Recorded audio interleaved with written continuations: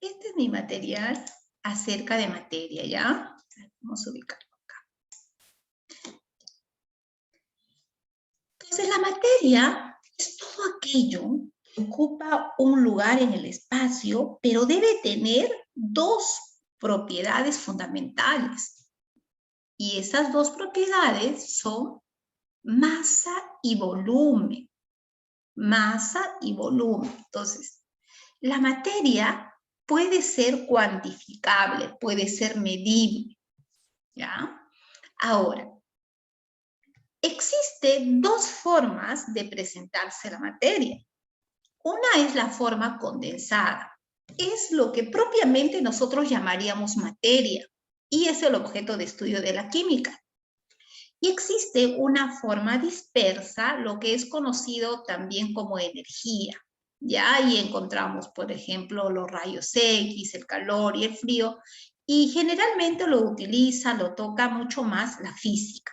Entonces, la materia va a ser todo aquello que existe en el universo, pero que tiene dos propiedades fundamentales, masa y volumen, y por lo tanto puede ser medible y cuantificable por nosotros. Existen dos formas de presentarse la materia, la forma condensada y la forma dispersa.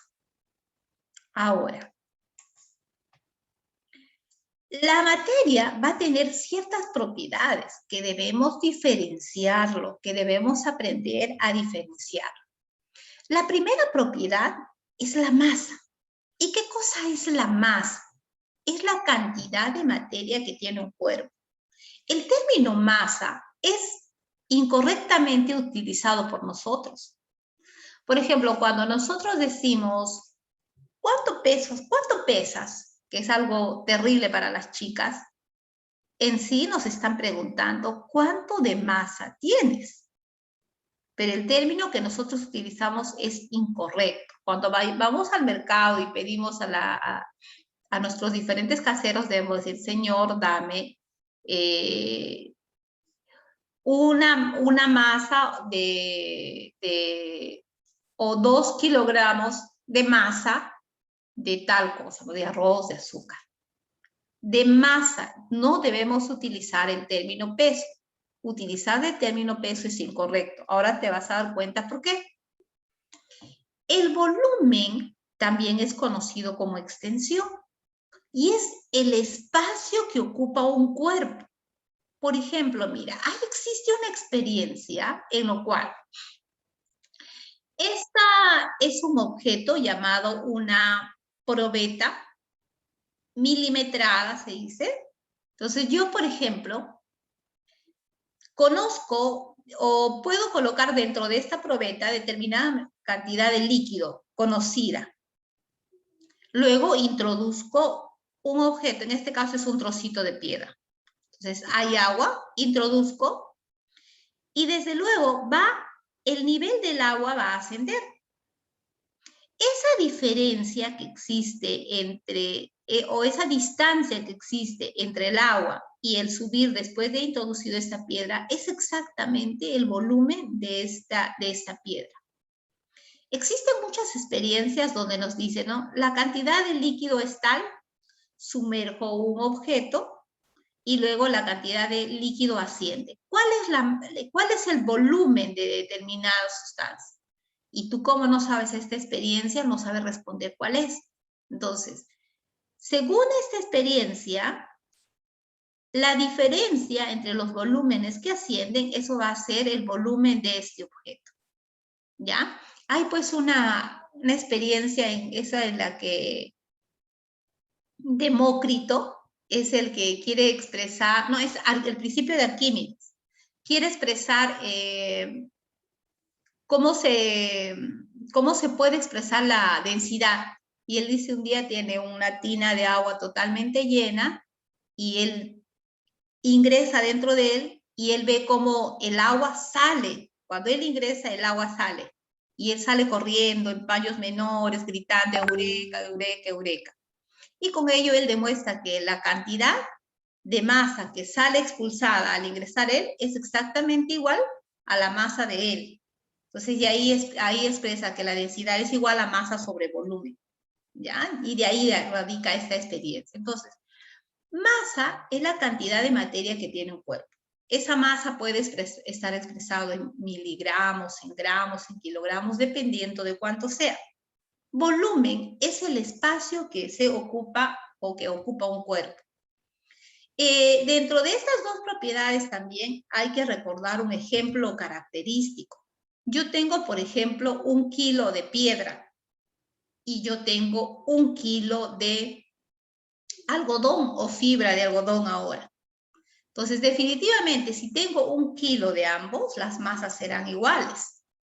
Pero 1 kilo de piedra tiene un volumen reducido, a diferencia del volumen de fibra de algodón, porque es una masa compacta. Al ser una masa compacta, el volumen va a ser menor. En cambio, si hablamos de algodón o de fibra de algodón, esta es una materia un tanto dispersa.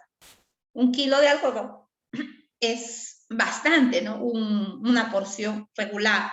Entonces, ahí el diferencial entre masa y volumen. No necesariamente tiene que estar muy relacionados. Ahora, aquí viene el término peso. Y el peso es la masa por la constante de gravedad, que es 10. Entonces, el peso es la masa multiplicado por la constante de gravedad, que es 10. Por eso dice, la fuerza que ejerce la gravedad sobre los cuerpos. Y aquí tú estás viendo, mira. Existe otra propiedad llamada porosidad, y tenemos como ejemplo aquí, por ejemplo, a la esponja. Todo cuerpo, por más compacto que parezca el vidrio, la pared, tiene unos espacios entre molécula y molécula. Algunos cuerpos, como la esponja de mar, como el ladrillo, estos cuerpos, estos orificios, que son llamados poros, son visibles. De acuerdo a esa porosidad, por ejemplo, nosotros podemos utilizar una crema humectante, un protector solar, porque es humectante, absorbe. Entonces, la porosidad es una propiedad en la cual los cuerpos van a tener unos espacios minúsculos entre partícula y partícula. Otra propiedad es la impenetrabilidad. Y esta es una propiedad muy conocida. Seguro que desde que estabas muy pequeñito te la hicieron recordar. Dos cuerpos no pueden ocupar un mismo espacio y al mismo tiempo, salvo que lo desplace, dice, ¿no? Por ejemplo, el espacio que va a estar delimitado por el vaso está cubierto de agua. A ese espacio yo le dejo caer la piedra, a ese espacio le dejo caer la piedra y el agua sale despedido, porque el espacio que estaba dentro del vaso está ocupado por el agua, y si yo quiero que ingrese la piedra al mismo tiempo, el agua sale despedido. Esa es la propiedad de impenetrabilidad. Dos cuerpos no pueden ocupar un mismo espacio y al mismo tiempo, salvo lo desplaza. Pero si ese cuerpo es pequeñito, también hay un desplazamiento. Ahora, el desplazamiento en la cantidad del otro material dependerá pues de cuánta masa y cuánto volumen tiene. Ahora, el término inercia también no es un término nuevo en ustedes. A veces lo utilizamos y dice, la inercia es la resistencia que ofrece un cuerpo a su cambio de estado. Por ejemplo, este ciclista está viajando en una bicicleta y tanto él como la bicicleta están yendo en un determinado, o realizando un movimiento constante. De pronto, si ese ciclista no se da cuenta y encuentra un montículo de piedra delante de él, la bicicleta se va a ver forzado a detenerse. ¿Y cómo se detiene el cuerpo? El cuerpo no se puede detener porque a él no le está afectando el parar esa dirección que va siguiendo. Entonces, por inercia, ese cuerpo ofrece una resistencia. ¿Y esa resistencia qué va a hacer? Salir lanzado hacia, dependiendo de la velocidad que va, puede ser metros. Inclusive puede causarle la muerte. Entonces, la inercia es la resistencia que ofrece un cuerpo a su cambio de estado. La divisibilidad es otra propiedad general de la materia. Todo cuerpo material se puede fragmentar en fracciones cada vez más y más pequeñas hasta llegar a mínimas porciones llamadas átomos. Por ejemplo, una manzana la voy dividiendo, primero será por medios mecánicos, físicos, químicos y hasta llegar a átomos. ¿Ya? Todo cuerpo se subdivide o se fragmenta en porciones más pequeñas. Estas son las propiedades generales. Divisibilidad hay en toda materia, inercia también, impenetrabilidad también, porosidad también, en algunos más vistosos que en otros, pero todos tienen. Peso también, que es la masa multiplicada por 10, volumen y masa. Esas propiedades usted no tiene por qué confundir, debe recordar. Luego vienen las propiedades particulares de la materia. Las propiedades particulares de la materia son propiedades que se presentan en algunos cuerpos, no se presentan en todos. Uno de ellos es la ductibilidad. Y la ductibilidad es la propiedad que producen ciertos metales de transformarse en hilos muy finos. ¿Qué metales, por ejemplo? Este es el cobre. Este es un alambre de cobre que se utiliza pues, en el cableado de luz de tu casa. También eso puede hacerse en el oro, en la plata. Entonces, ductibilidad, capacidad de ciertos metales de formar hilos. Y, por ejemplo, aquí hay otra propiedad llamada dureza y que muchos de nosotros lo confundimos y lo utilizamos de manera incorrecta. Dureza no es capacidad de no romperse. Dureza es la capacidad de no rayarse.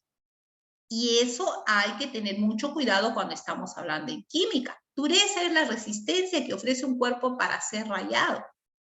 Yo, por ejemplo, tengo madera, un trozo de hierro y el vidrio. ¿Quién es más duro? El vidrio. No, Miss, que si yo el vidrio lo tuyo y le tiro un puñete, le tiro al piso y se rompe. Sí, pero no estamos hablando de romperse, estamos hablando de rayar. A ver, raya el vidrio. No puedes. Cuando uno va a la vidriería, existen unos aparatos que en la punta tienen diamante, que es el elemento más duro de la naturaleza. Y solo con el diamante pueden hacer cortes en el vidrio y poder vender. De otra forma no podría. Tendría que lanzarle una piedra, pero no voy a ser vidriero y romper el vidrio a pedradas. ¿Ya? Entonces hay que tener en cuenta que el concepto de dureza está relacionado con la capacidad de ser rayado. Ahora, el elemento más duro en la naturaleza es el diamante y el menos duro es el talco. ¿Tú alguna vez has tenido en tus manitas talco y tú quieres cogerlo y se desplaza? Tú quieres cogerlo y se desplaza. Entonces, hay una escala que se llama la escala de Mohs. Según esta escala, el talco tiene 1 de dureza y el diamante tiene 10 de dureza. No existen hasta el momento sustancias más duras y menos duras que ellas. De repente, en algún momento se puede preguntar y tú ya vas a tener en cuenta ello. ¿Ya? Ahora, la elasticidad es algo que tú has tenido experiencia y muchas veces seguro has estado jugando con ella.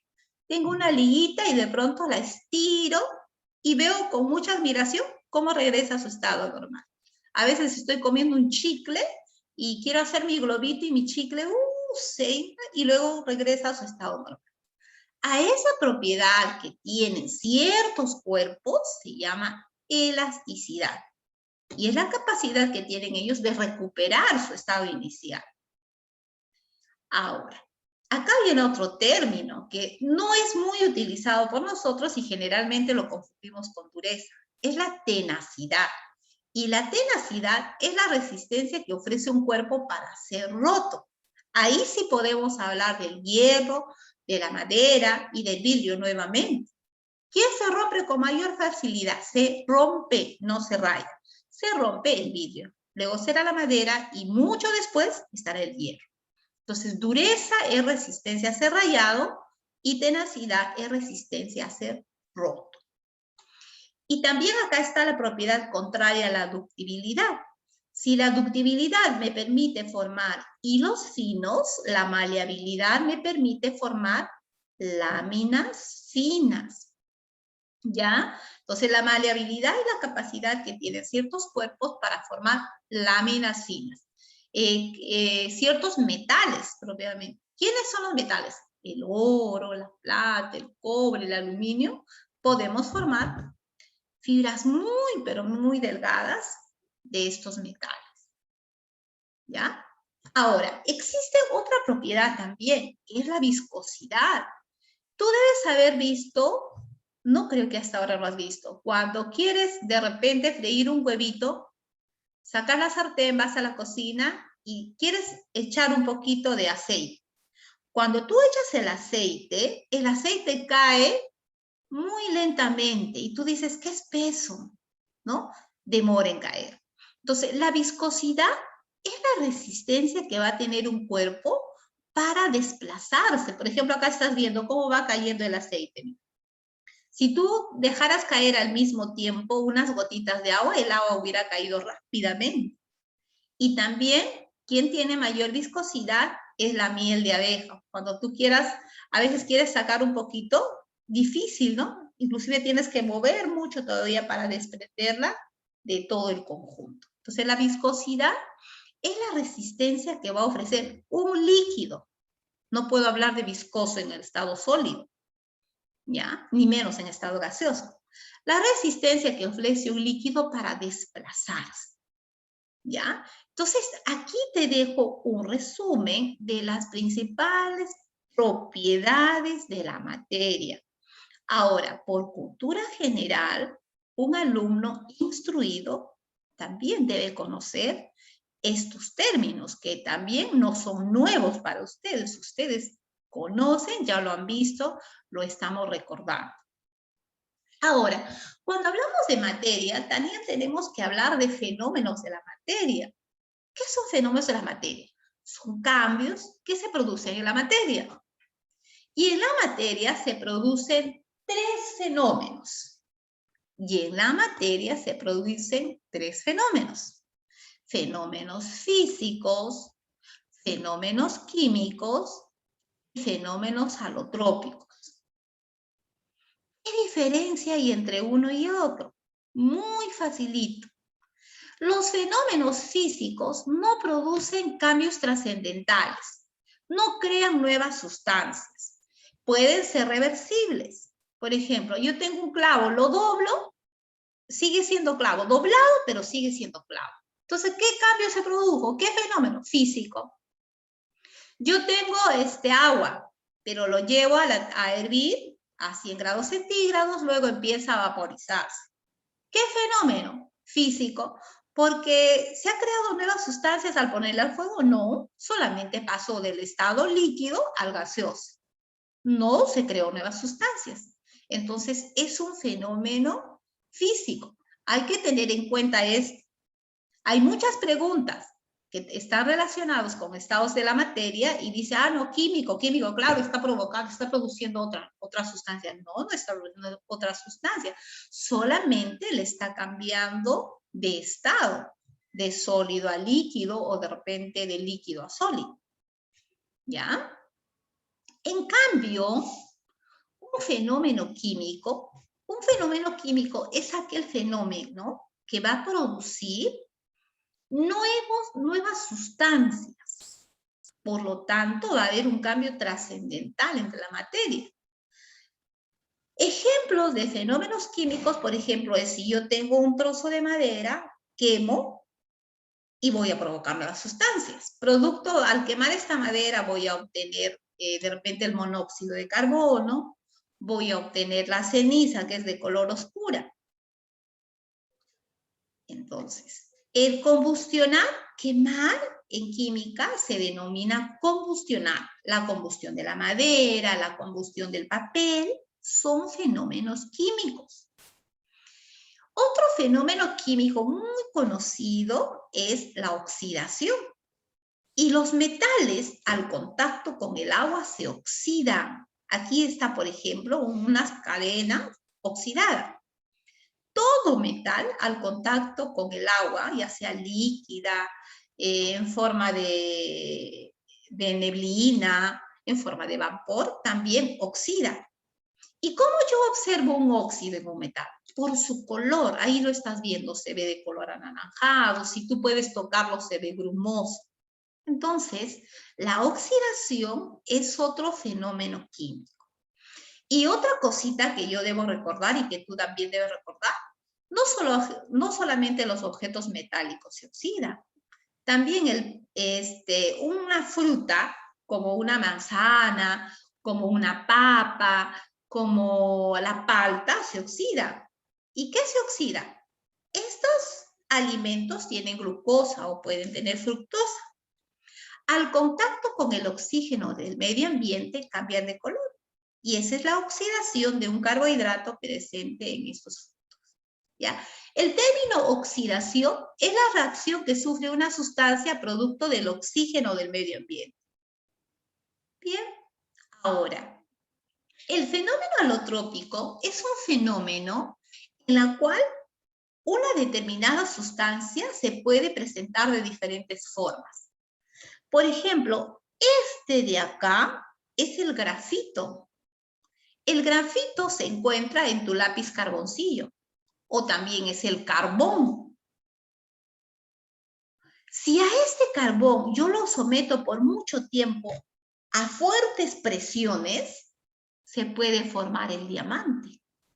El diamante, el grafito, el carbón son químicamente carbonos, sino por las diferentes condiciones a lo que estuvo sometido, esto tomó diferentes formas. ¿Ya? Tomó diferentes formas. Entonces, decimos que el fenómeno alotrópico muestra a una sustancia material en diferentes formas, con propiedades totalmente diferentes. Eso es la alotropía. ¿Qué elementos son alótropos por excelencia? El carbono, el azufre, el fósforo, el oxígeno. Son elementos alótropos o sustancias alótropas. ¿Ya? Entonces, hasta acá vamos a hacer un stop. ¿Ya? Hemos hablado acerca de la materia y acerca de sus propiedades. Yo espero, queridos amigos, ustedes hayan recordado ello. ¿Ya? Ustedes estén recordando ello porque es por cultura general. El día de hoy yo tengo que evaluar todo ello y, ¿cómo se llama?